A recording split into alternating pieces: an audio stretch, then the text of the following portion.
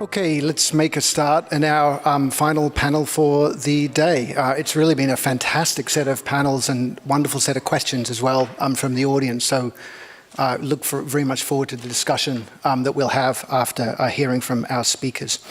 My name is Llewellyn Hughes. I'm a faculty member at the Crawford School here at the ANU. And let me first begin by acknowledging and paying my respects to the traditional owners of the land upon which we meet. This panel focuses on science and technology policy, both basic science and applied. And I'm delighted to be able to introduce three fantastic speakers that we have today, who I will introduce for you in a moment. Some of you may have noticed that our Minister for Industry and Science, Ed Husic, gave a speech at the American Chamber of Commerce last month, and he made some really interesting remarks about the direction of Australia's policy in science and technology. He noted that this was in reference to the United States, excited about deepening levels of cooperation between the two countries. I'm paraphrasing his speech here. And working to ensure that they partner together on technology collaboration, clean energy transition, and advanced manufacturing.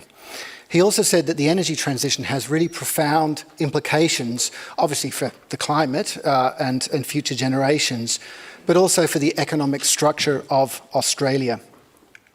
And particularly he noted that Australia's future success depended on us as a country becoming better at creating value-added products.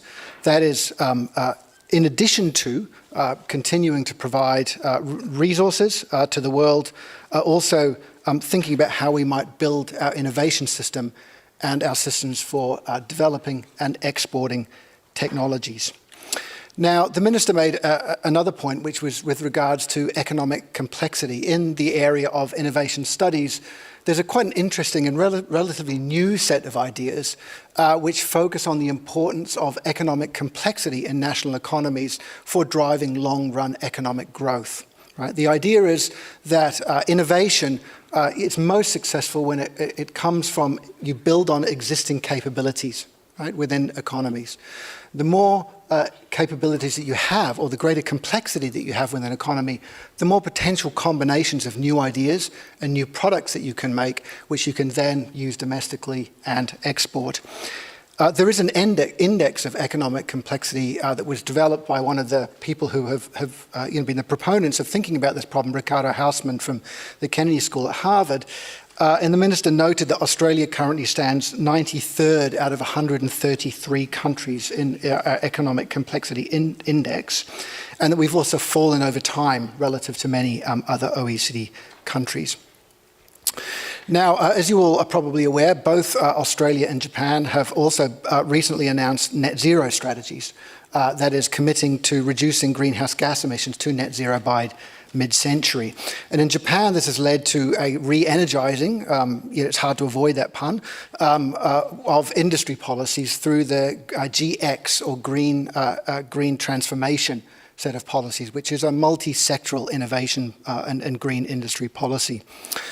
And the Australian government, you will have seen as well, is also beginning to really seriously think about innovation and green industry policy for the first time in a long time, as the Minister alluded to. Now, when we think about industrial strategies and we think about innovation, interdependence is crucial. It's not only about national innovation systems, but it's also about the global implications of domestic policies, as we've already seen in the energy space. We also know that for a number of technologies, solar photovoltaics is a key one. Innovation systems are global. So, research labs, fabs, which are doing, leading,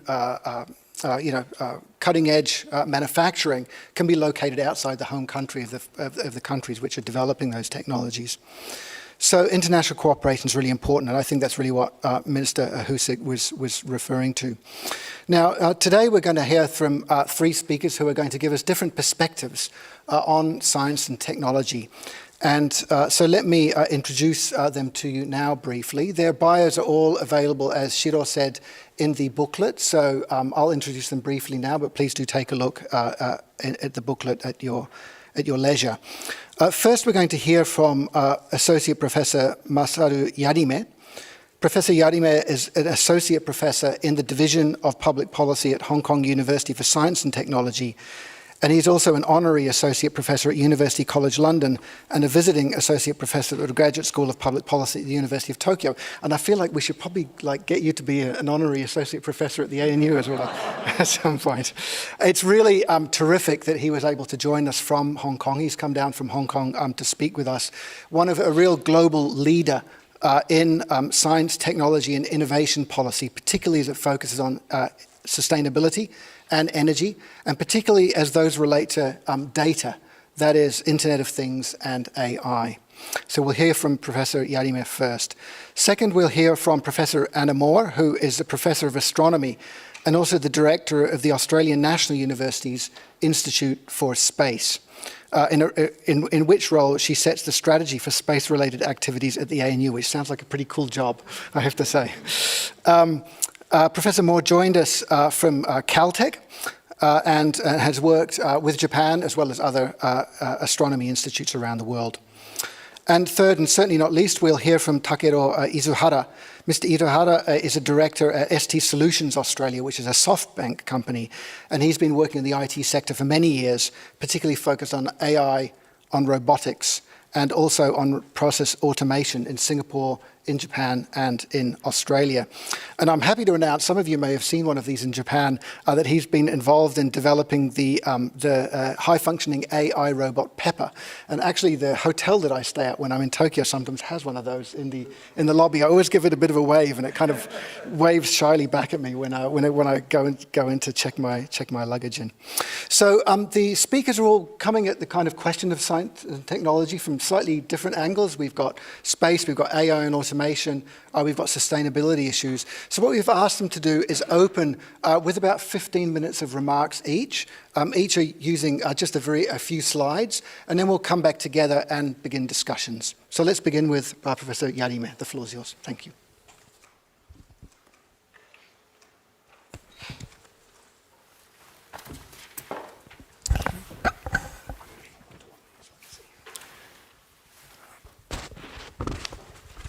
Okay. Thank you very much, Professor Hughes, for your kind introduction. Currently, I'm at the Division of Public Policy at the Hong Kong University of Science and Technology. I used to be based at the University of Tokyo for many years, and then I moved to Hong Kong about 6.5 years ago. And then I'm now looking at the situation of science and technology from outside the country. I think that gives me a lot of a fresh opportunity to look at the situation of Japan. Also, I'm affiliated with the University College London. They have also a department particularly focusing on science, technology, engineering, public policy. I think increasingly major universities in science and technology are trying to establish such a kind of unit or institute, trying to look at how science and technology affect all the societal issues like sustainability, economic security, and also international relations. I think it's good to have multiple perspectives to look at these very complex interrelated issues.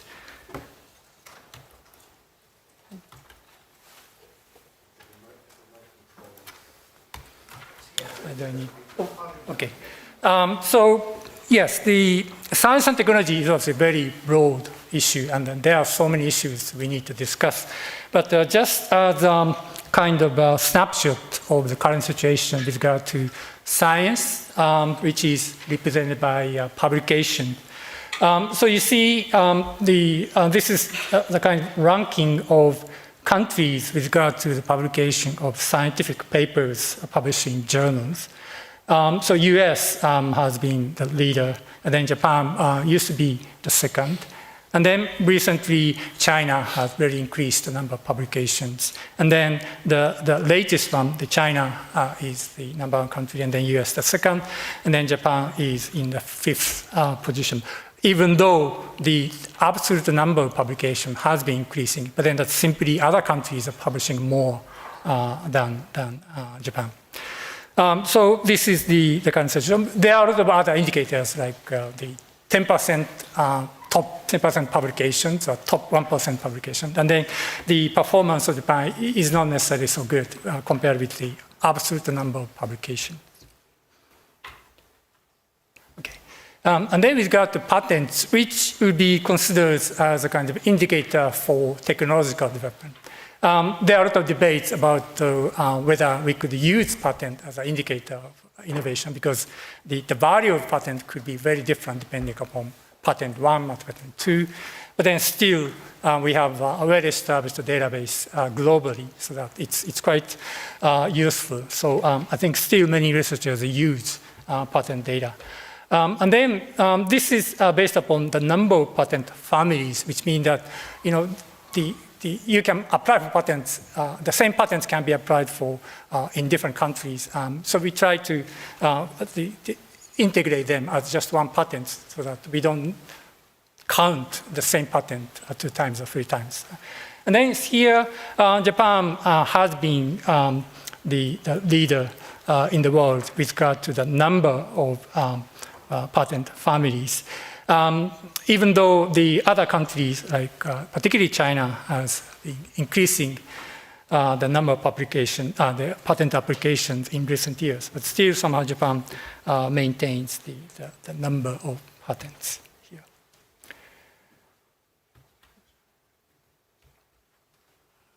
Yes, and then this is the share of patent families by technological fields.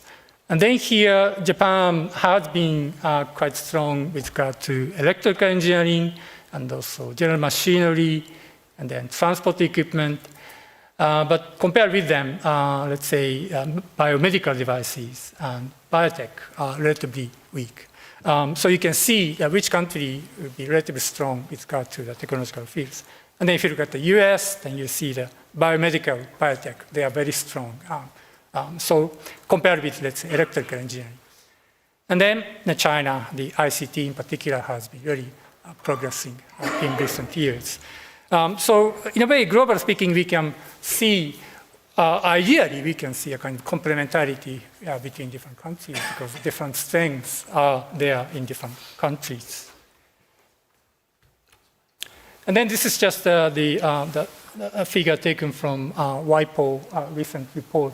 This is the share of global electrical patenting by Japan, Korea, and China. So East Asian countries are very dominant in this domain. Here, electric patenting includes broadly all this more conventional audiovisual technology, but also telecommunication technology, and also apparatus and energy and IT, semiconductors, and also other computer technology. So it's quite broad category. But then you see, well, Japan used to be really almost half of the electric patents obtained in the past. But then after that, Korea increased, and then China has increased.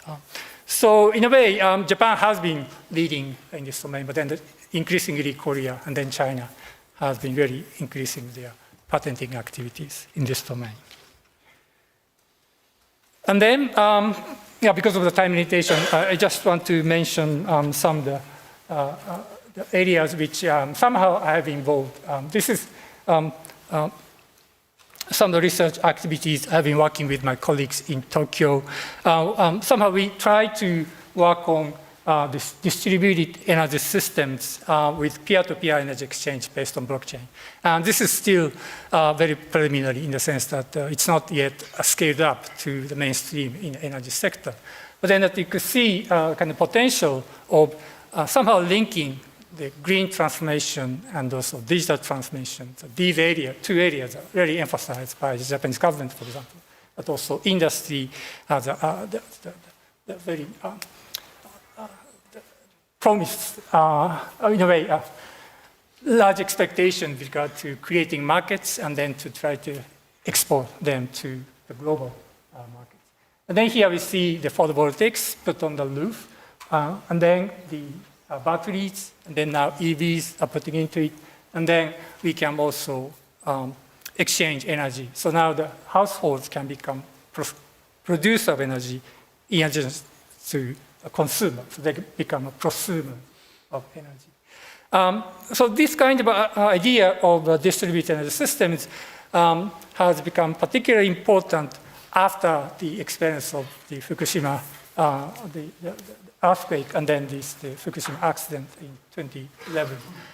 Because of this, somehow that incident showed vulnerability of the traditional concentrated energy system, so that we need to maintain a more resilient energy supply, so that this kind of distributed system could potentially provide a kind of solution to a vulnerability of the more conventional energy system.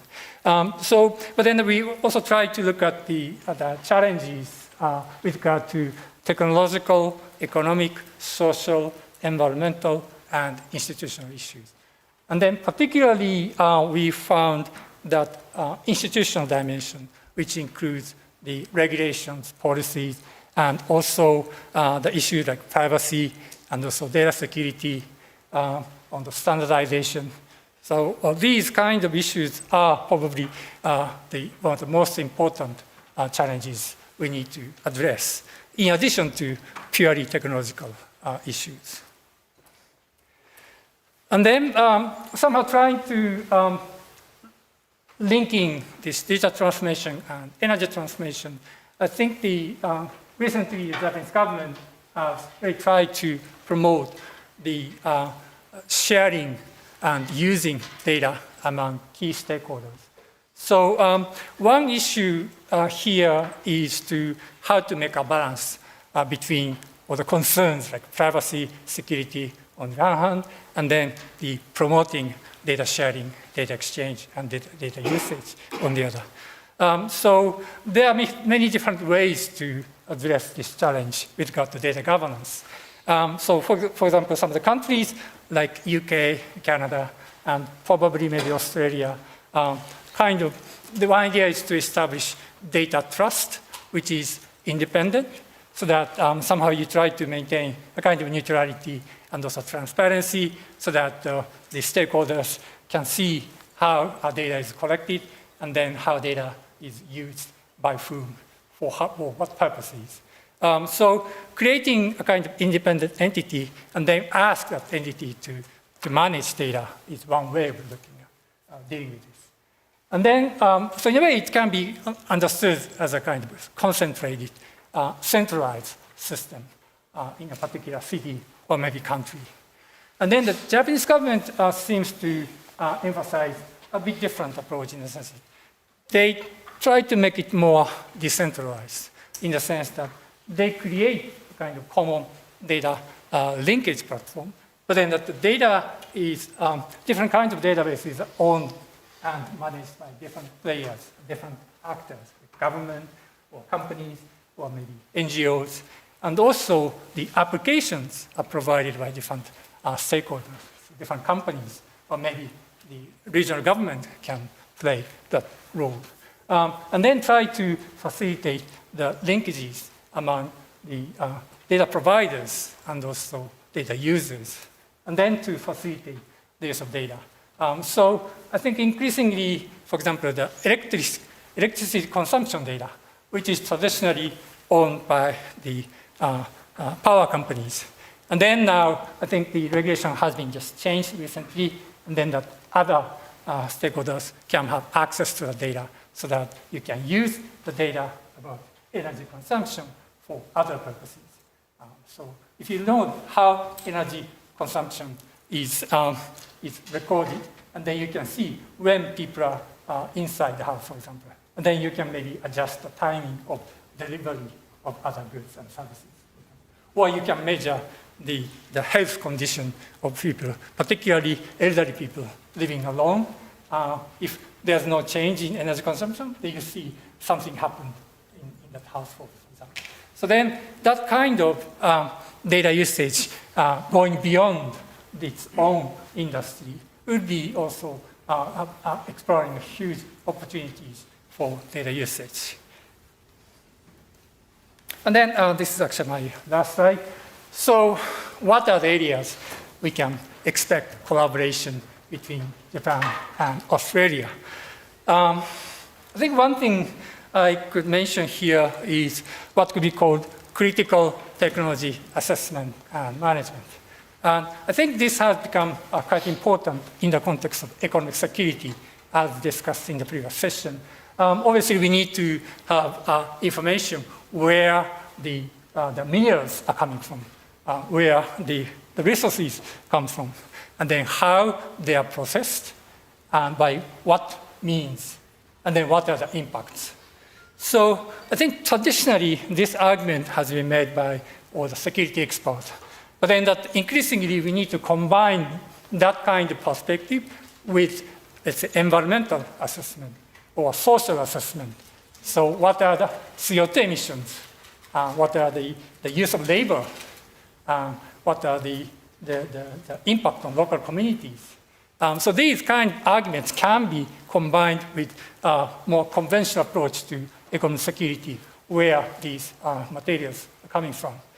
So in a way, I think these discussions tend to be discussed in a separate communities in the past, where there are very different kinds of people. Right? But then I think we need to have a kind of more integrated, comprehensive, critical technology assessment and management.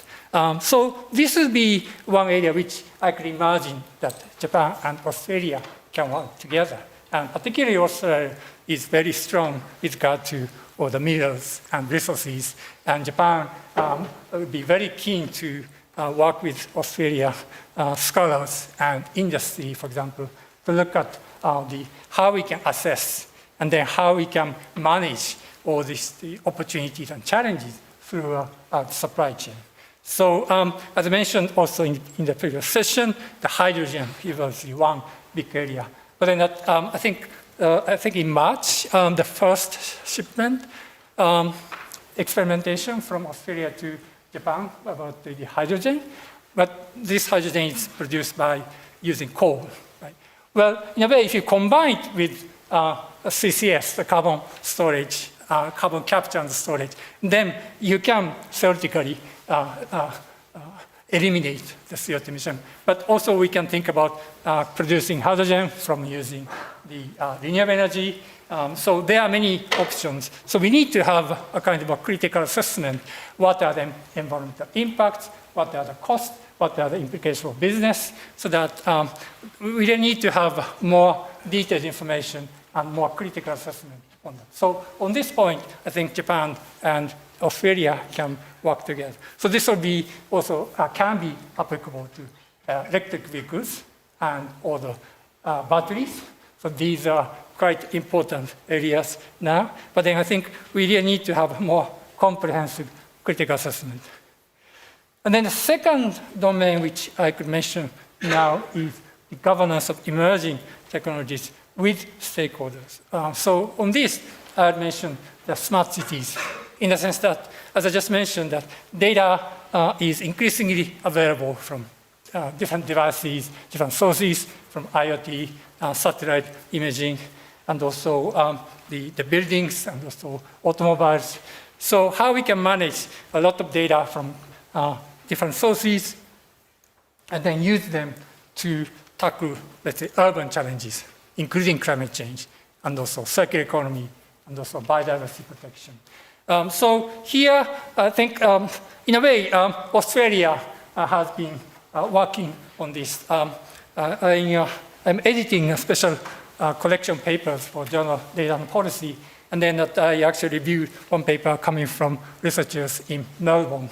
And then they are really working on this topic by making kind of experiment by trying to the citizens engaged in the data governance processes. So this is, I think, increasingly important in the sense that, let's say, some other countries, let's say China, is also really actively pursuing the smart cities. But then the approach would be quite different.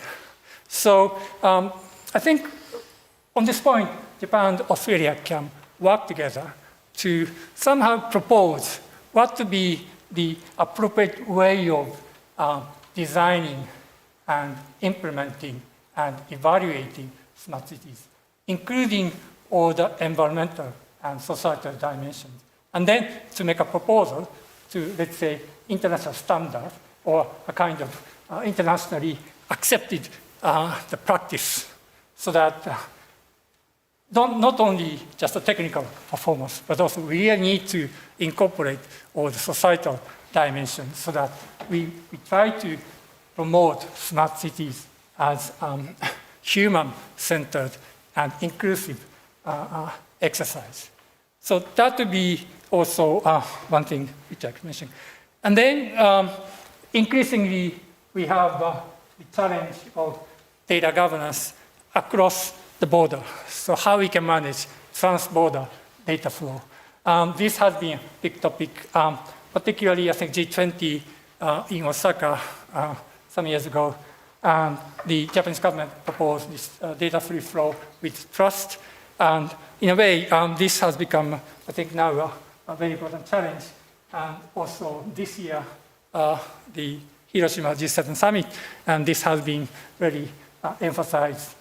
So how we can implement that is a big challenge. So I think some of the countries are really now talking about data sovereignty, for example.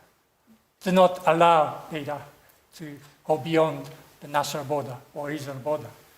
Some of the ASEAN countries also now some are adopting this kind of approach. But at the same time, I understand ASEAN has kind of regional agreement about data flow within ASEAN. So how we can manage that? Maybe Japan and Australia can work together to make a kind of well-established framework so that we can exchange data across borders so that we can benefit from all the data collectively, because increasingly machine learning is based upon how much data you have, good data you have. So in that sense, Japan and Australia can work together to propose all this rulemaking with regard to data governance. And this is also quite important for the AI governance, which is also a very big topic. And this year's Hiroshima Summit, they started the Hiroshima AI process in cooperation with OECD and also GPay, which includes Japan and Australia. So probably we could try to promote the whole agenda of AI governance with transparency, accountability, and inclusiveness. So this will be especially important because now there are two fears about AI's existential risk to humans, some of the researchers argue. So we need to maintain a system with all this transparency and accountability, and also we also need to deal with kind responses to information manipulation, disinformation, so how we can maintain a trustworthy system for AI governance. So these are some of the ideas which I have at this moment for Australia-Japan collaboration in the future. Thank you very much.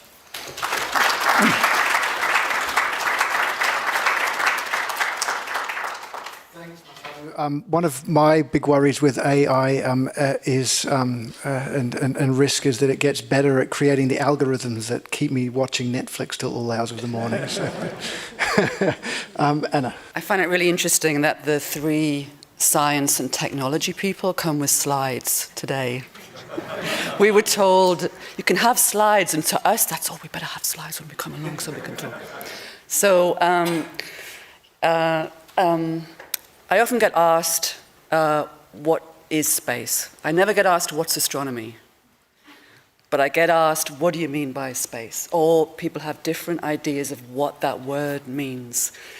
And so I wanted just to take a few minutes to just introduce what I think that means and what the community, international community thinks that means. So we're all on the same playing field before we have a conversation in Q&A. So space, often when I talk to people, when I say space, they kind of think of human exploration. They think of mining on asteroids. They think of, which is awesome and cool, I'm a scientist. They think of Elon Musk's car going off into space. I rose my eyes. But that's what they think of space when I say it. They think of rockets, they think of launch. But that's not what space is today. in economically, how much we spend on it, what we do, that's and how much we rely on it. So it's more like the pictures on the screen. This is really what space, the domain of space, means to us as humanity today. This is what we use it for. So we use it for navigation, we use it for communication, we use it for automation, remote automation, remote communication. We use it for telehealth. How do we connect people in remote locations? How do we connect them to hospitals, to doctors to get information? Remote education. We use it for Earth observation. It's an ultimate laboratory to understand what our planet is doing, how it's changing over time. Obviously a big issue right now. It's the easiest way to monitor large areas of ocean, of land, which is very important for Asia-Pacific region in particular. Think fishing, legal and legal fishing, think what's happening on the waters, think what's happening in terms of climate adaptation, bushfires, sea level rise, all that kind of stuff is monitored from space. That kind of data is used in the international courts of law when you're talking about changes in land use, for example, or illegal land use. Often that kind of data is used there. It's used for disaster services. It's the easiest, cheapest way, sorry to get down to money, but often it is. It's the easiest way to monitor large areas of ocean and land to be that connector, I suppose, to emergencies, etc. And of course, it's used prolifically in the military and domain as well. So that's what space is to me. That's what space is internationally, and that's what we depend and use it for. If it wasn't here today, if it wasn't here now, if the services were switched off, we would be in a lot of trouble. This recording would not be broadcast, for example. That's not the end of the world. But, or maybe it is, I don't know. No, I mean, but you see what I mean. It's integrated in everything we do. We don't think about it. We don't think of space that way. So I just wanted to get that out a little bit. Economically, the space services, space activities total in 2022 something like $500 billion internationally. Australia, a lot of that is in communications, navigation, services. So think services is paid for via services on the ground. So it's us on the ground that are funding to a large extent most of what we do in space. Australia, from Earth observation data, Australia not really renowned to be an upstream provider of space services, our government spends something like $2.5 billion a year on Earth observation data. So we care about it, and that's just for Earth observation. But a point I wanted to get across today is that the nature of what we can do in space is changing, and it's changed roughly over the last 10 years due to a rapid reduction in access. It's got a lot cheaper to access space, and infrastructure is everything for space. So it means that how we operate in space, what we can do and how we can fund it has turned upside down over the last 10 years. If you look at the SpaceX's influence on the Ukraine war, for example, and communications and how that was able to be adaptable, you're talking about a move from a single large communication satellite to a swarm's not the right phrase scientifically, but think of it like an organic swarm of smaller, cheaper satellites that if you take one out, you replace it with another, and they're all very organic, I suppose, in that sense. So the nature of what we do, how we do it, is changing. And that's why Australia cared about it 5 years ago to start their own space agency, because we realized we had a lot to offer, but the nature of how you do that is changed. And countries like Japan, who are just powerhouses in space upstream and activity and exploration, for example, amazing effort from Japan on the world stage. It also, I think, in its community is reflecting on how space is changing and how it can react to that. Some are doing it better than others. I think Japan's doing pretty well.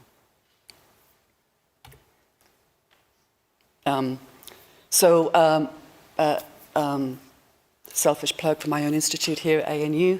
We started up 5 years ago in response to the fact that our government wanted to start its own space agency to support a growing space sector. My approach, though, wasn't to pick one technology over another. My approach was to do it the other way around, was to say, we want to solve society's greatest challenges. To do that, we need a multidisciplinary team. A lawyer is just as important as an economist, as important as someone who does food growth, plant growth, water purification, rocket fuel. It didn't matter. And so we have a very broad participation in our leadership. There's about 30 academics, all from different disciplines, and it really lifts the level of conversation. I love being a scientist. I'm very good at it. We get lost in little tiny tunnels, okay? It's really good to be lifted up to important national conversations and solutions, and that's what a multidisciplinary team does for you. So 3 areas we're looking at in Australia are sustainability, space sustainability. This is both how can space help sustainability on the ground, but also how do we, to us, because space is so important to be, because space is so important to us, we also care about the sustainability of space itself. So we don't want it to get damaged in a way that we can't use it anymore. And space is big, to quote Douglas Adams, but there's a very thin layer around the Earth called low Earth orbit. That isn't big, that's very thin. And it's the cheapest access, so all your business cases and commercial space are there, because it's smallest gravitational potential, it's cheaper to get to. So that's where your commercial business is. But if you start having a lot of debris and satellites and thousands of constellations, you're going to start running into trouble. So sustainability, yes, is not just using space to keep us sustainable on the ground, but it's about us making sure that we protect space as well.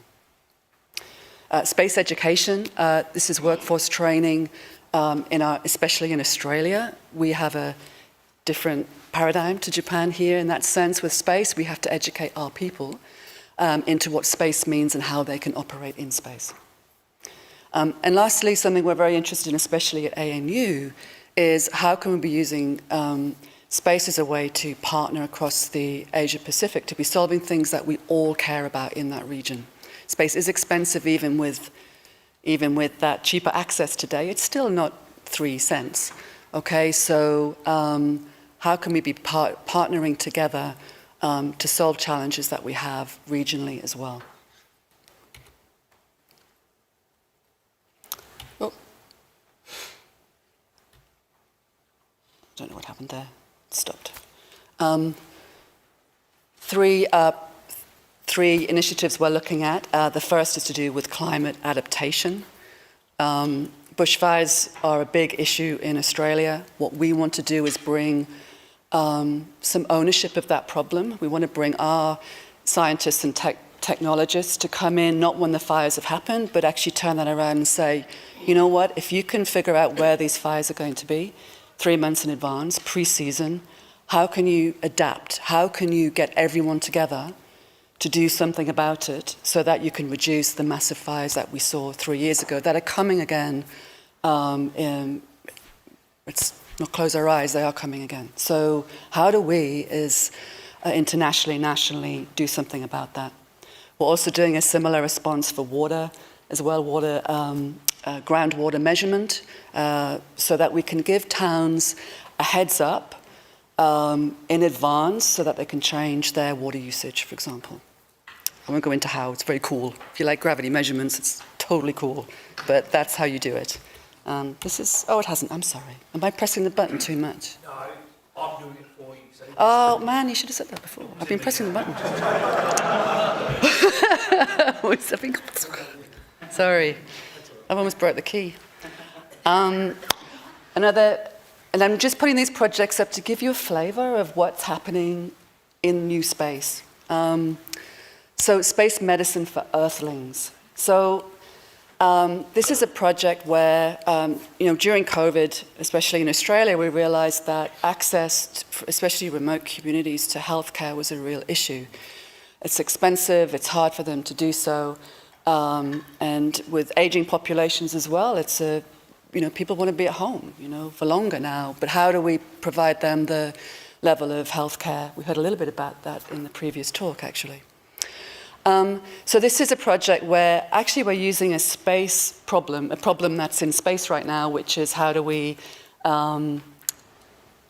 enable the next space travelers who will be selected not by youth and health, but by if they can afford it. How do we protect them going into space if they have previous conditions, or even someone with asthma? Or how can we risk assess if someone can go, in a space hop or something like that? So we're modeling using AI and other techniques. We're trying to model in software the human body or systems within the human body, and combining that with sensors, wearable sensors, being able to, in advance, work out how the human body reacts over time and can you pick up conditions. So while the funding for this project is actually about space travel, the real reason we want to do it is because it can be applied here on the ground. So you can think about people being in remote communities, or any of us getting older being at home, being able to be monitored in a telehealth way, so that we can feel confident that we can be at home and getting elements picked up. And lastly, another COVID crisis. I'm not sure that's the right phrase, but something out of COVID that came out was the importance of communications, human access to communications, secure communications, and the limitations of radio frequencies to be able to deliver that. So a solution to that is to change to using optical wavelengths, lasers in fact, frequencies we can't see with our eyes. This is, it's not shining, but these aren't frequencies you'd see with your eyes, but these are frequencies that you can pack a lot more punch into the wavelength. You can basically transmit a lot more information. You'll start to see some of these technologies coming out very soon. In Australia, we have projects funded both in Canberra and on the West Coast to be doing the ground segment of these new technologies. Why? Because Australia is huge. It has a lot of community who know how to build these things. And also, we're mostly cloud-free. And so if you want to do any R&D in quantum communications in the future or downlink, Australia, the continent itself, it's just a huge opportunity. And in fact, we're working with NICT in Japan to do the very same. This is my last slide. So just coming back to opportunities here, I'm personally very interested in the application of new space to solving regional issues, and using that to enable, my sector, Australian sector, to be a part of that, where we're not replicating the wheel. And I wanted to touch on a couple of projects here that kind of highlight the importance of, sometimes it is important to have ownership of this hardware, of these systems. You're not going to own all of it, it's expensive, but there are crucial times when you do want to be in control of your own assets.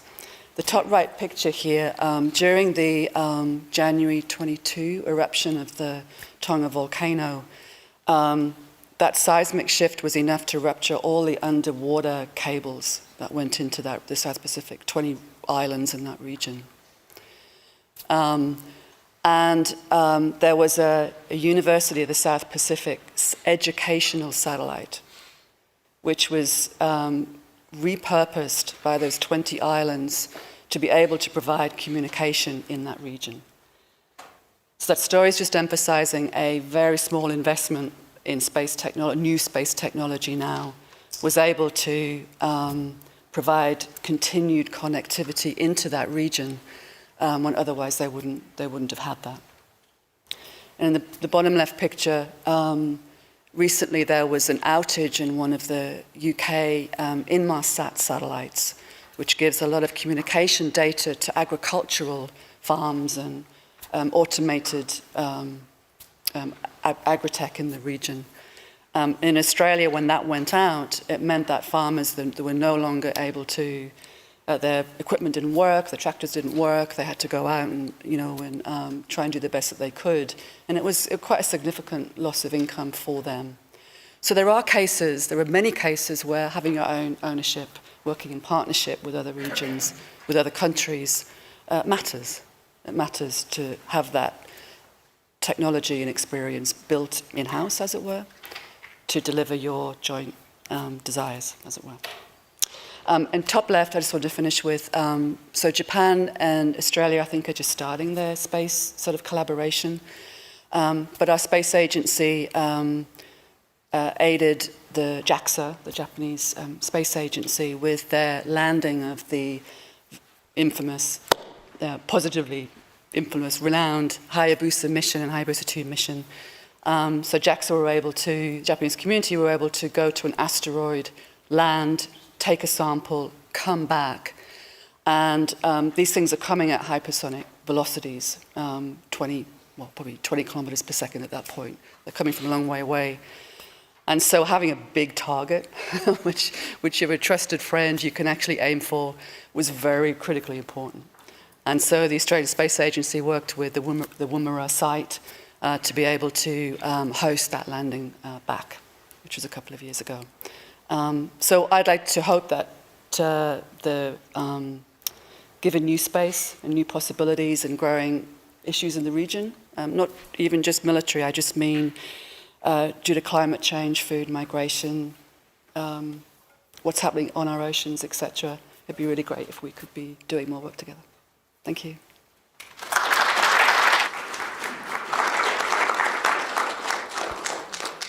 Thanks, Anna. And that's a terrific place to leave things to when we move into the Q&A to talk about how that might come about. Mr. Izada. Last person to be a guest speaker today. So actually, Kaizuka-san was invited by Ippei-san. Shiro-san invited me. So Shiro-san is really supportive for me as always. So why not? I want to contribute to your community today. Appreciated your invitation. So first of all, want to introduce myself briefly. So as you can see, my name is Takiro Izuhara. So please call me Easy. So Australian friend give me this, short nickname. So I like it. So I am born in Gunma Prefecture. Gunma is north of Tokyo. So how many people went to Gunma previously in the past? Awesome. Thank you so much. I think you might know, so there are so many mountains, there are so many snow and hot springs. So indeed, I am a mountain boy. So I went to Tokyo to study at Keio University, and then after my graduation, I worked for IBM Japan. In 2016, I moved to Singapore to work for SoftBank. I lived in Singapore almost 5 years. And then, amid the COVID in 2021, I moved to Australia to set up new office based in Melbourne. So I have 2 kids. So 2 of them are going to government primary school now, so named Glenferrie Primary School. So actually, the biggest achievement I did in Australia so far is to be a part of PTC, so Parent Teacher Council. I would like to learn about local community as well as to see the gap between Australia and Japan in terms of educational system. So for example, as you know, in Japan, there is plenty of homework from the age of primary school student. But as you know, in Australia, no homework at all. So I had a chat with the principal. The principal said to me, so easy. So don't need any homework for the student because it's the time for kids, for family to spend together at home after school. So cool, So this is really nice advice for me. Social activity is the most important in Australia. And then, happy wife and happy life. So this is second advice. So I received, I have to follow. Anyway, so want to introduce my company, what I am doing now. So as you can see, ST Solutions Australia. So SoftBank Technology Solution Australia. We are providing technology as a solution. So main solution are artificial intelligence and robotics. They, unlike ordinary items such as iPad, tablet, mobile phone, the use case of artificial intelligence, the use case of robotics, you don't know that. That's the reason why at the beginning we are providing the use case of artificial intelligence. We are providing the beneficiary of robotics. To do so, happy to be more creative, to come up with the use case. Through our initiative, happy to create further opportunity for everyone, because we believed technology can help us to solve the problem in the community as well as to take on new challenge. So that's the reason why we want to create new opportunity for everyone. So for example, as you can see, Husik-san mentioned, we have a paper this July.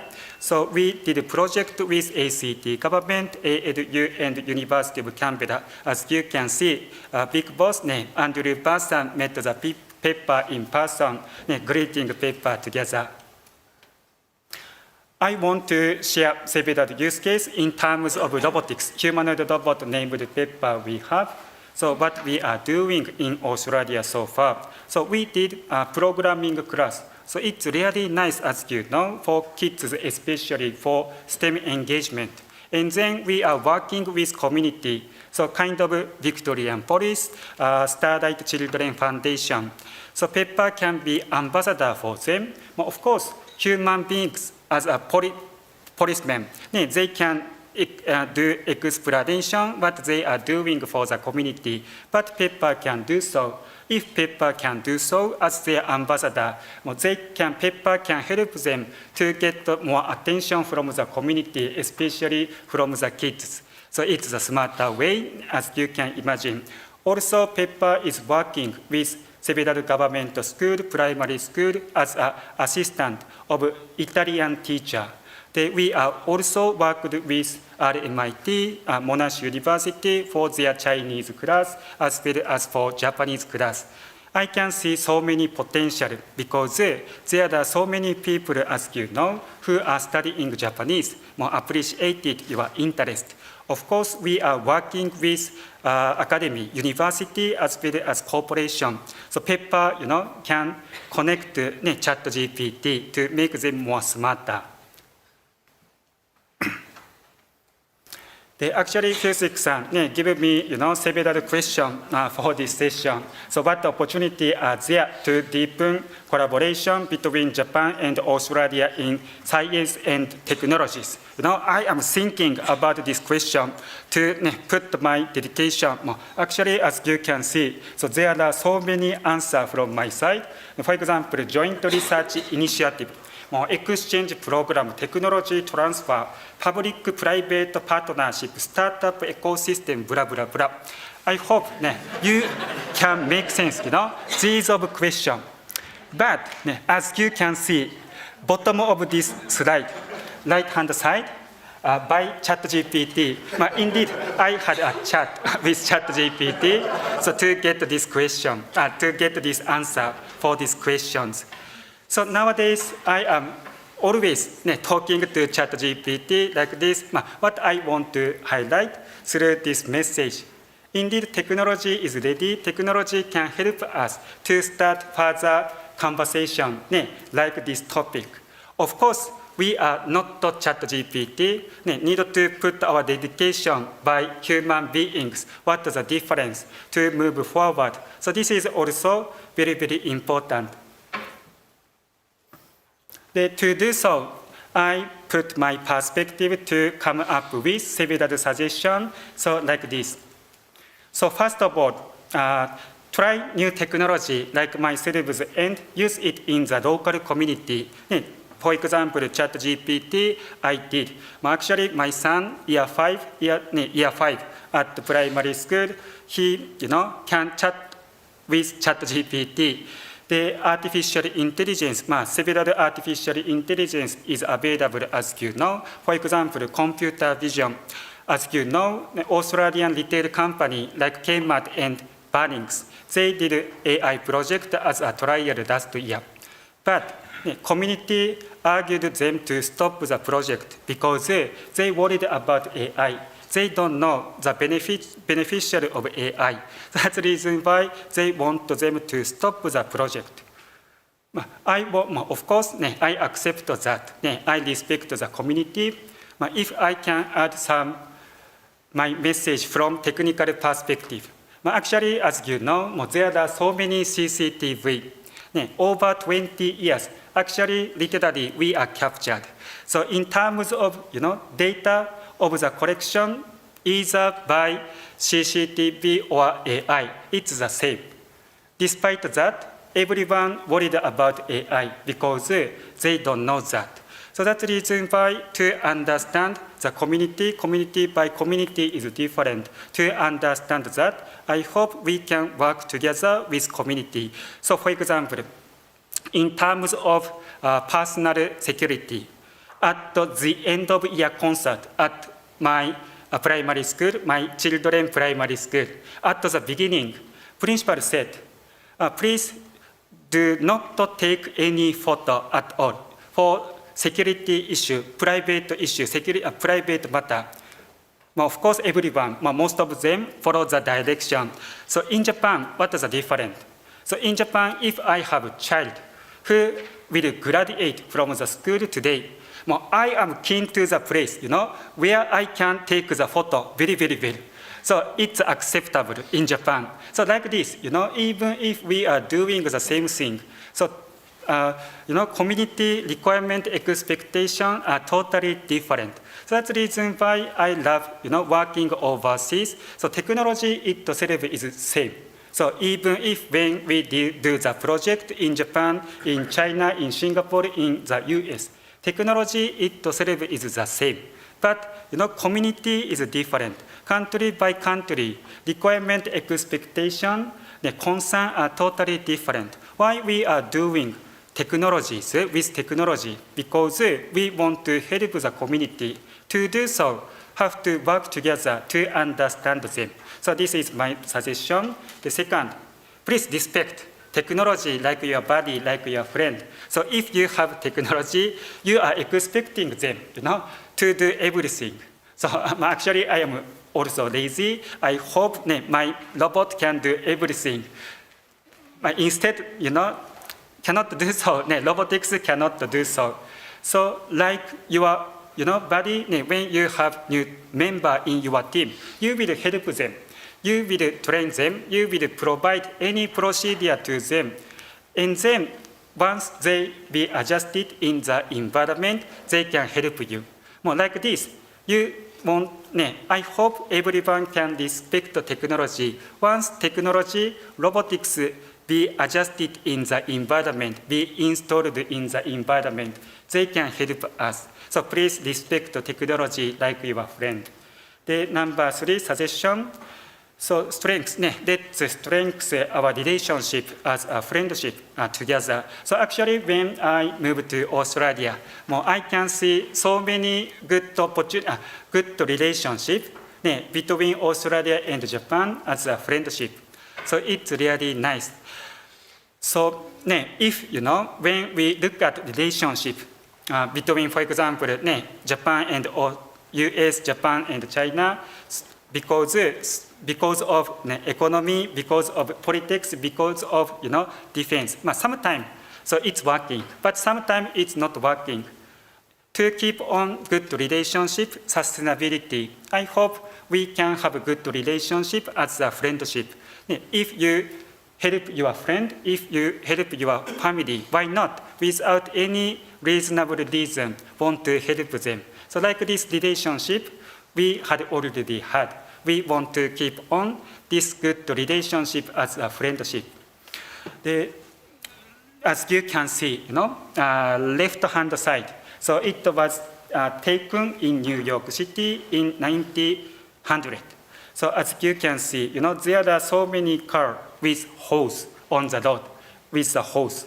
But when you look at right-hand side, right-hand side, it was taken in New York City in 1913. There is no hose, machine replaced the hose. Indeed, in short period, technology will be changed. So actually, we don't know what kind of technology will be appeared in the future, in near the future, like this photo. So we are in unexpected era at this moment. But if we can use technology, they can help us. How we can do so? To maximize the utilization of technology, what we need. So this is my last message. Thank you so much. Last message. So actually how to do so? From my understanding, as my opinion, we need big picture, what country we want to become. So what kind of relationship we want to keep on together. So like this big picture, we need it to design, installation plan to design how to use new technologies. Actually, so far, I put my suggestion from technical perspective, but today, not for technology session alone, so it's for Australia and Japan. So this is my final message for today.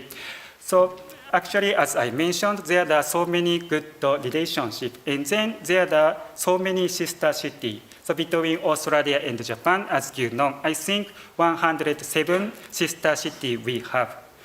Of course, like my hometown, most of sister cities are not in, like Tokyo metropolitan. Most of them are in countryside, like my cities. So they have so many problems getting older, as you know, not only in Japan, but also in Australia too. To help them, I want to share two projects with you all. So first project, so led by the Japanese government.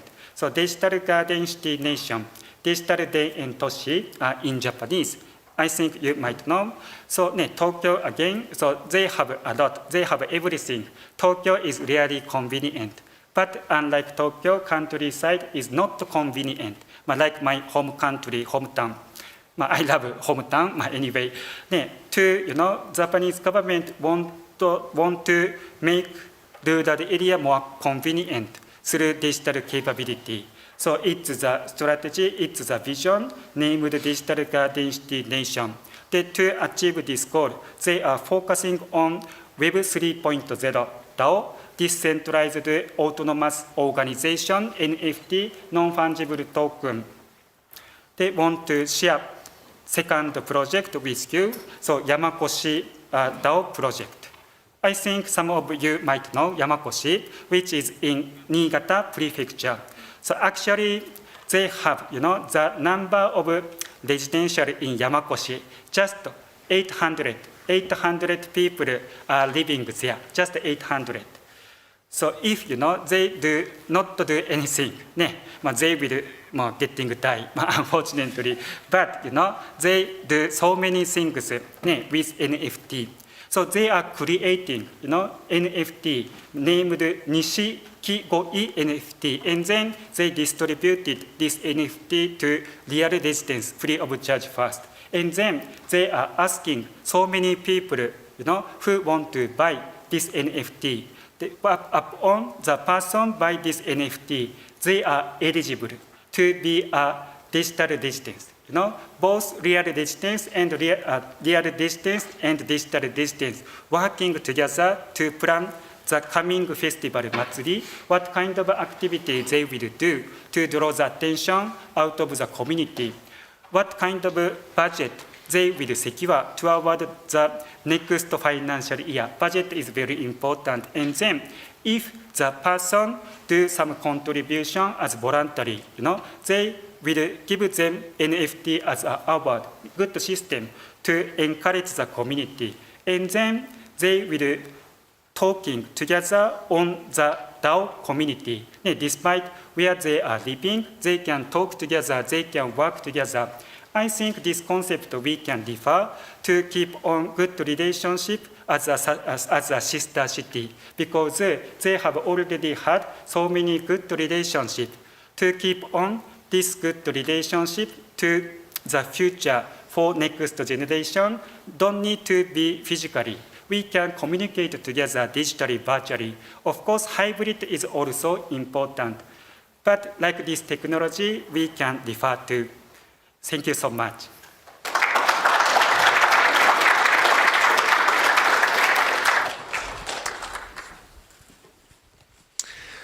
Okay, so I feel like the first thing I need to say is if there are any ANU students still here who might be in one of my classes, please don't submit an assignment that says by ChatGPT 3.5 or indeed 4.0 for them. Although it's true, they do give a general sense of the direction to go. It becomes difficult as a faculty member to set good assignments. So we've got about 20 minutes for questions. I'm just going to lead off with a couple and then open the floor just to kind of get things moving. And I wanted to start with you. You made a really interesting comment about Australia's space agency and Japan, really at an entry point of beginning to collaborate more together on a bilateral basis. And so I was wondering if you could share with us a little bit more about how that's happening. And what direction you think it's going to go in. I was particularly really interested in the comment that you made that because of the economics of space have really changed, that you've got a whole new set of actors coming in, commercial actors primarily, as well as changes in technologies, it's like miniaturization and small satellites getting put up and all those kind of things. So, presumably that would have an effect on the stakeholders or the actors involved in international collaboration as well. So some thoughts along those lines, if you could. Yeah, that's a lot to unpack. But so my experience over about 20 years working with Japanese colleagues and institutions on astronomy was amazing. And if I could just copy paste that into space, I'm going to retire really well. But space is not astronomy.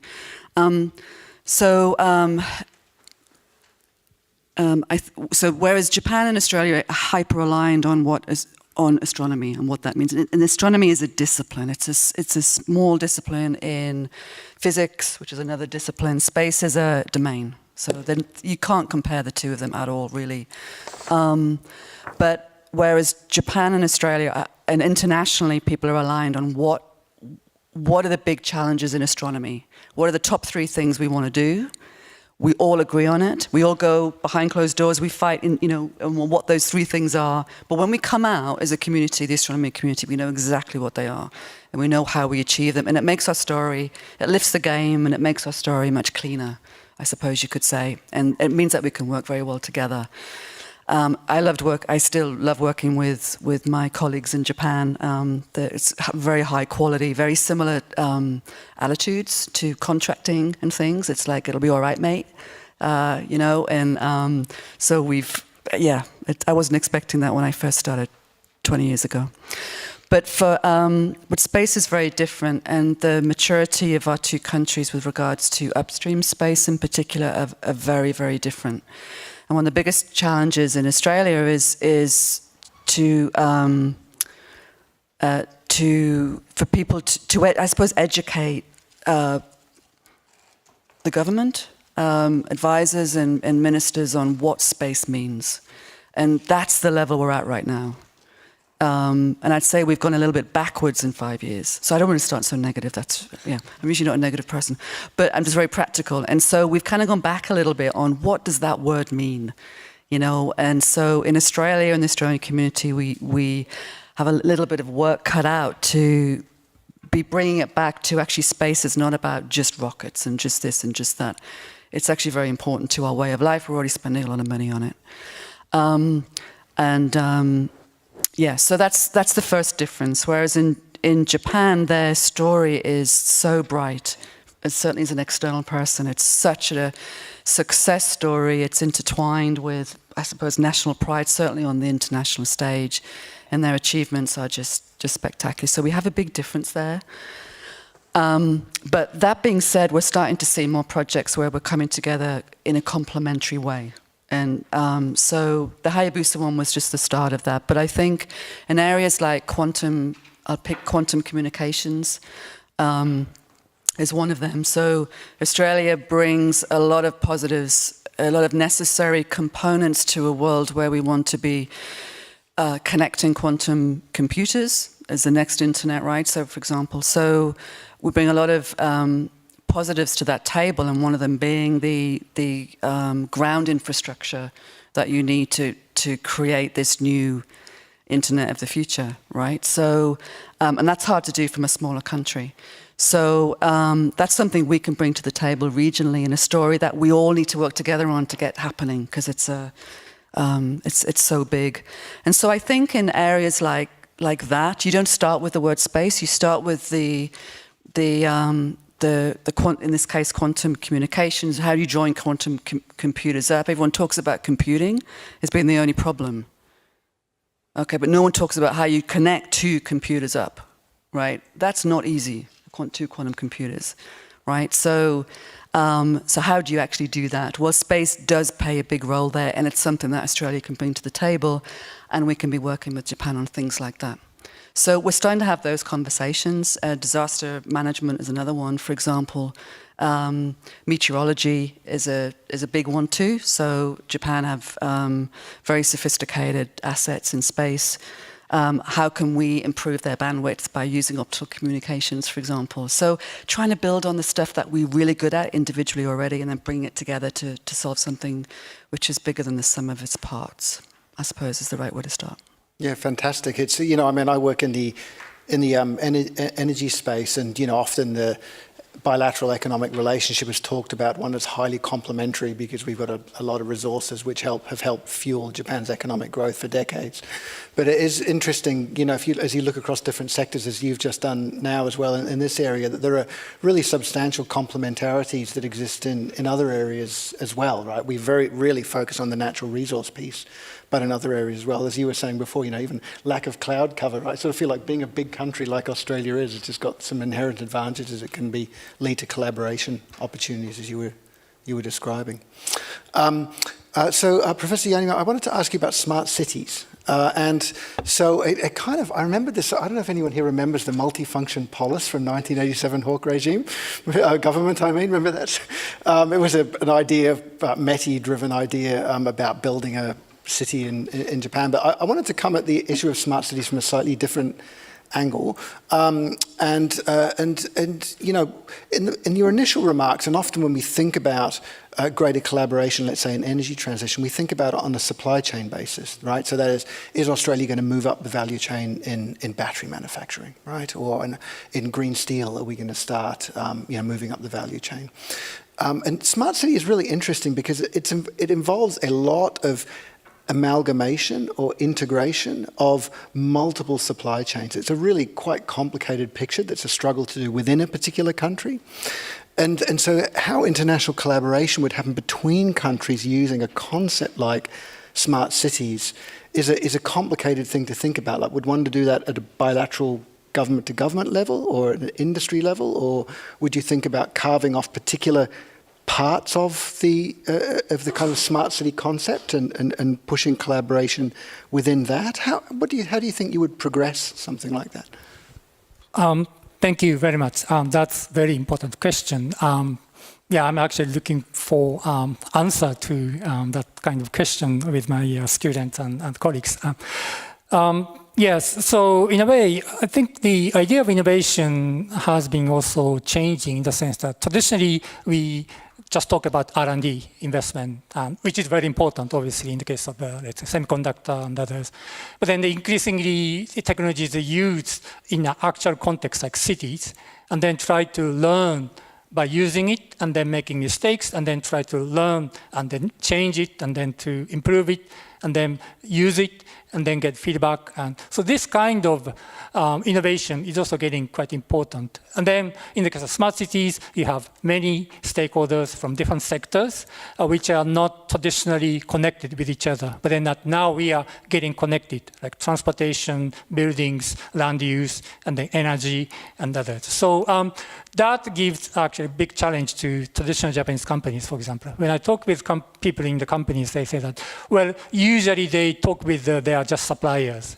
They have relationships, and then they know what they want. But then that increasingly they need to talk with companies in different sectors, and also they need to talk with local governments, and then they need to talk with the citizens. That requires, I think, different kinds of skills and knowledge. And also, they need to test these technologies on the ground by actually inviting users to use and then to get feedback from them. So I think in that context, we could think about, let's say, creating, a kind of living laboratories together. Also, international regulatory sandboxes, in a sense that, as we discussed, that there are so many challenges like privacy issue, data security, others, and we don't know how to solve these questions. So we just want to create a space together and then to test these advanced technologies. Maybe quantum communication might be also AI, IoT, blockchain. These are somehow, we don't know how to govern these technologies. So in that sense, we create a space together and then test it together and then learn together. So that kind of opportunities might be a possibility for collaboration internationally. So I think, in a way, I think Japan somehow tried to do that in ASEAN countries like Thailand. For example, creating smart city and then inviting also local companies and then to do it. But then that we could obviously do it with Australia or other countries and then try to demonstrate that what are the issues, what the problems, and then we share the problems together and then to learn. And then hopefully by doing so earlier, then we can also propose regulations, policies, in a way, creating a kind of standard. So that would be something we could explore in the future.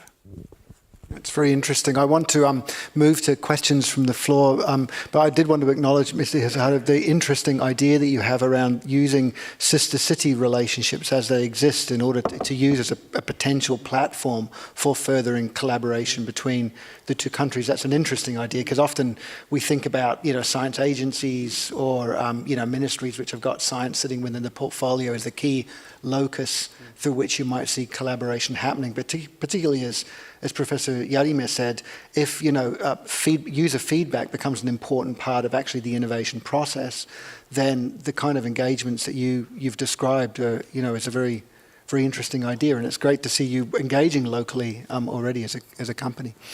We've got about 10 minutes, and I want to open the floor up to questions. I can see a hand waving up the back here, so let's begin here. There's a mic that will be coming to you. If you could just let us know your name and affiliation, please. Thanks.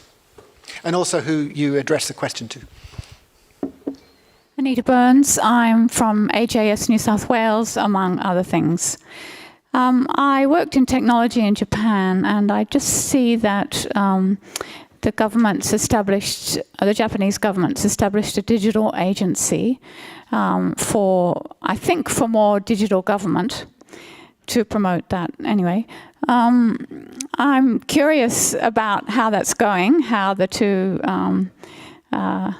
Yarime Sensei and Izuhara-san what they think about that, and about probably SoftBank doesn't need that help, perhaps, but how they see that and whether that's something that Australia should be emulating.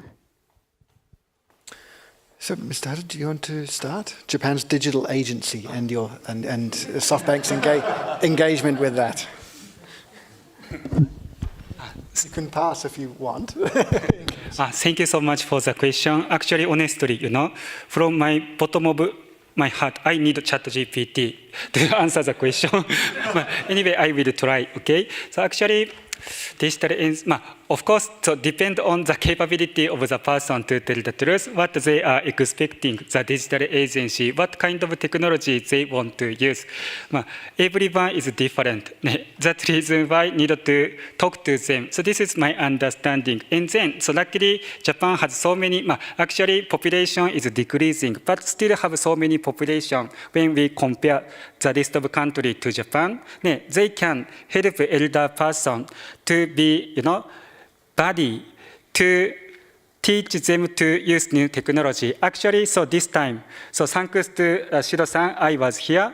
I shared, this YouTube with my dad and mom, who are living in Japan. So actually, for them, first time to see live stream So how to, join the live stream? I am helping them, to access the live stream. So everyone, in short, everyone is different. But if the person had body like myself to talk to my parents, they can, accept the technology to enrich their life. So this is my answer for your question. Thank you very much. I think that's a very important question. Probably some of the people here from the Japanese government can answer better than I do. But just a reaction to that. So I guess traditionally there's a concern about the data possessed by the government can be used for other purposes, which are not really mentioned in advance.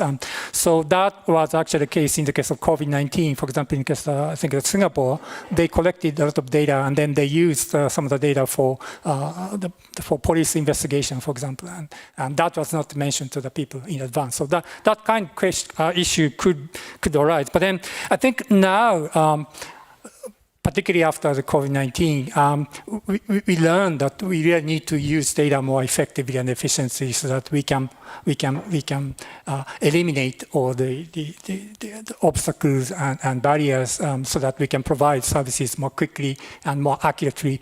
So in a way, the challenge is that how we can manage data in a way that people do not necessarily need to have a concern about the data used for different purposes and properly managed and with accountability and transparency. So I think I understand that the Japanese government is trying to do that, but there are some issues about for those who are not necessarily familiar with all this digital system, the devices, and they may not be able to use it, and what happened when they have lost the cards and others.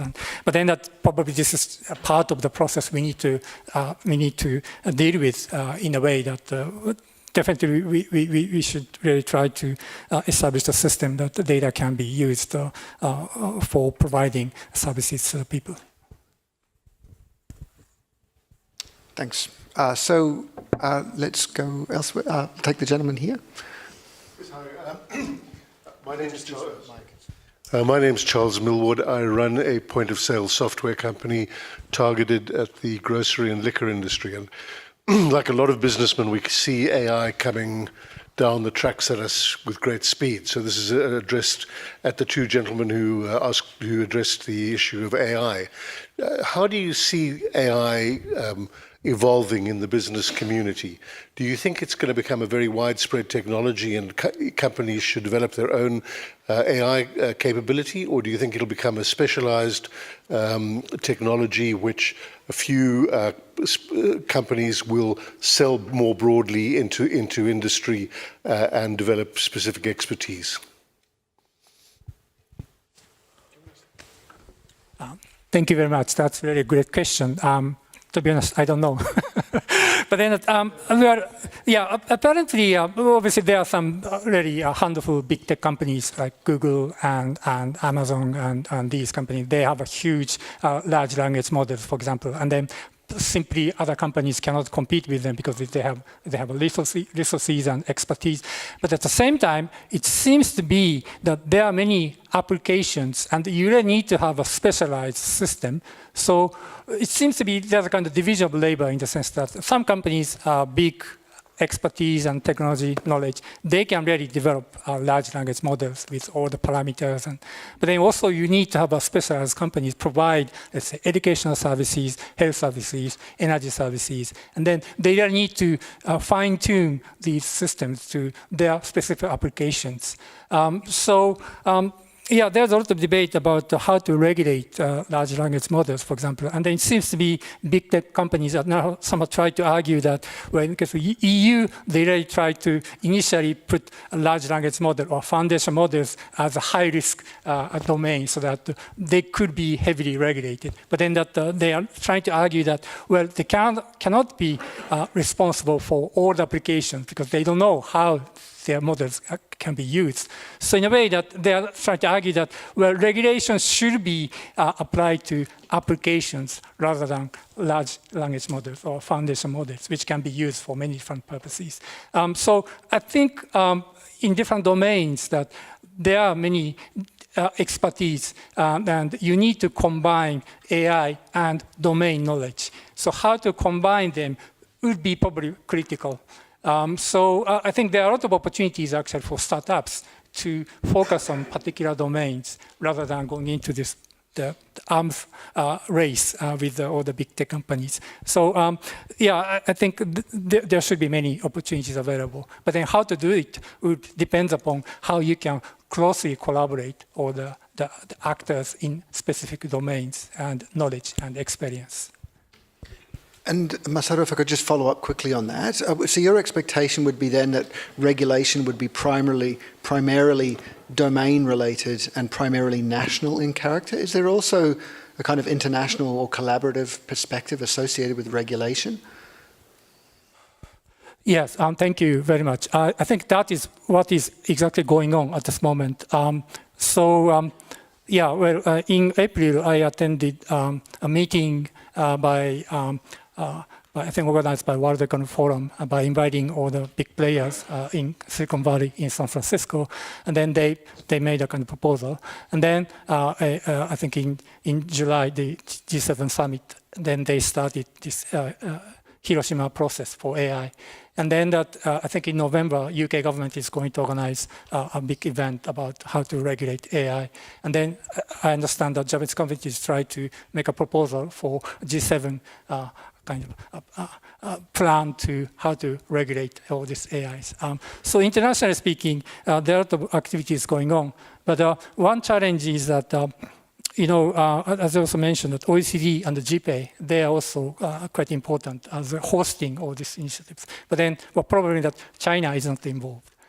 So I learned that the UK is going to invite China for the November meeting, but then I don't know how that happens. And in the case of the April meeting, Chinese companies are invited, but then in the end, nobody came to that meeting. So it seems to be the AI governance area, a lot of kind of increasing division as like G7 countries and affiliated countries, and then China and Russia and others. So how we can manage this would be, I think, one of the key challenges in the coming years, because AI affects everyone. So how to establish a kind of common ground or framework so that, in a way, and then we can compete with each other. But then how to manage that would be a big challenge. Very interesting. Thank you, Mr. Izuhara. Thank you so much for the question. So as you know, what the need for AI? AI needs the data. So many data needed for AI. So that's the reason why, like Amazon, like Meta, like Microsoft, as Yarime-san mentioned, big company will be dominant in the AI market because they have plenty of data for AI training. So this is my answer for your question. But at the same time, they cannot do everything. So that's the reason why, as he mentioned, so need to think about some specific use case. So for example, of course, ChatGPT is good at English. So rather than Japanese, so to complement the weakness of OpenAI. For example, we are working with OpenAI to deploy the version of Japanese for Japanese market. For example, previously we worked with IBM Japan to deploy the version of Japanese for IBM Watson. So like this specification, everyone needed, despite they are big company like Amazon, Meta, Microsoft. To answer your question, think about your specification, how you want to sell your product. So this is my understanding. Thank you so much. Thanks very much. I think that we're out of time and should probably move to close the session now. I'd just ask you to thank our speakers for today. It's been a really interesting session.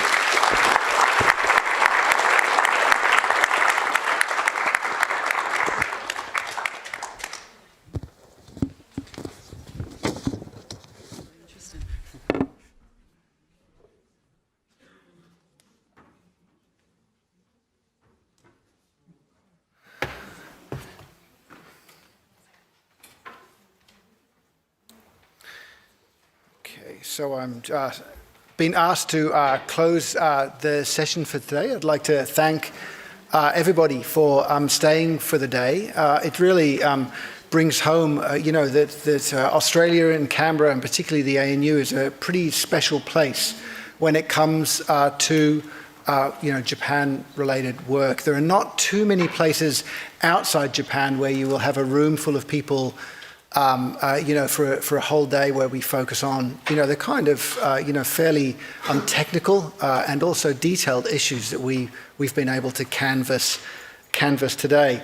It's a real kind of smorgasbord of different issues that we've looked at, and we've heard from some fantastic speakers. For me, there are kind of 2 or 3 major takeaways. I mean, obviously a lot of terrific detail. And, many of our speakers are here, so, you can catch them afterwards, hopefully, as well. Firstly, the really significant changes which are going on in the Japanese economy. I was, quite struck by that. I said, I work in the energy and climate space, so I'm very focused on energy transition and what's happening to, what is happening to the energy mix, for example, or how electricity markets are getting redesigned, or so on and so forth. And I somehow missed this issue that we might have had a structural shift in which we've got kind of mellow inflation happening across Japan that could lead to a increase in wages over time. It's just kind of a world that I don't really remember. I remember the bubble. I remember what happened. I remember what happened after the bubble. But that kind of, steady, 2% inflation with wages growth as well is something that I was kind of really very struck by indeed. The other part of it, I guess, that was very interesting, aside from the macroeconomic picture, was also, the discussions around changes in industrial structure. So it was, very interesting to hear about this issue of, as was discussed, diversification or reshoring or friendshoring, I guess, is another set of language that we've heard in and around this kind of issue. And, in a way, it very much links to the panel that we had on foreign policy as well, because that was really about, states reinserting themselves into market in order to manage uncertainties as they see them, right? There's a whole bunch of geopolitical issues tied in there as well. So I think that, doing an update like this every year is really important. Of course, we would talk about geopolitical changes. That was part of the conversation last year. That'll be a part of the conversation next year as well, I'm sure. But within that broad change, structural changes like we've discussed with the economy, there are lots of, smaller dynamics which are fluctuating relatively rapidly, right? We heard the discussion of ASEAN, for example, and also from Mike Green about this being the year of implementation when it comes to a whole series of different changes across Japan's defense posture. Which have been really significant, and Melanie Brock's comments as well on thinking about security more broadly and the changes that you're seeing in Japan, and also Australia's need to do better were also really very welcome indeed. The last part, we've just heard the session, so it's probably fresh in your minds. But I think that issue of kind of structural shift, driven in this case by climate, and government policy once again, beginning to shape markets in significant ways in order to change the industrial structures of both Australia and Japan, was a kind of key theme there. And my story, as someone who's worked with and in Japan for really since the early 90s, is that there are a tremendous array of different opportunities for collaboration, that is complementarities between Australia and Japan. We often focus on natural resources, but as we heard from space, and also as we think about technology issues, including IT, robotics and AI, there's really a lot to explore. And the Australian government now, and I think the Japanese government, are also kind of building capacity in the area to be able to put themselves in a better position to be able to figure out how to exploit that through collaboration together. So I'm an optimist too. I think Anna said she was an optimist by nature, and I'm an optimist too. So I think we'll have a lot to talk about in next year's update. Let me now hand the floor to Ippei to make a few thanks to people who have helped make today possible, and then we'll close. Thank you.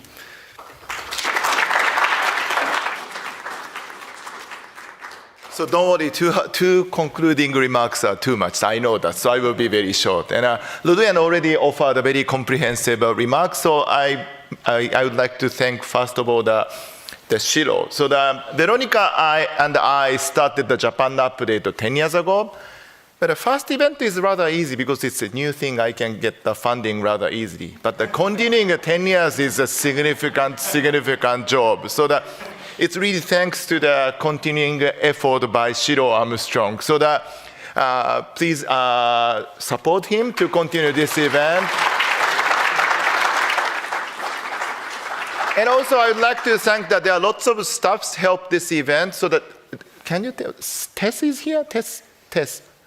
Yeah, Tess is the boss, and Tess is the engine of this event. So she did everything, and also her team helped the event quite a lot. Please join me thanking for the student assistant.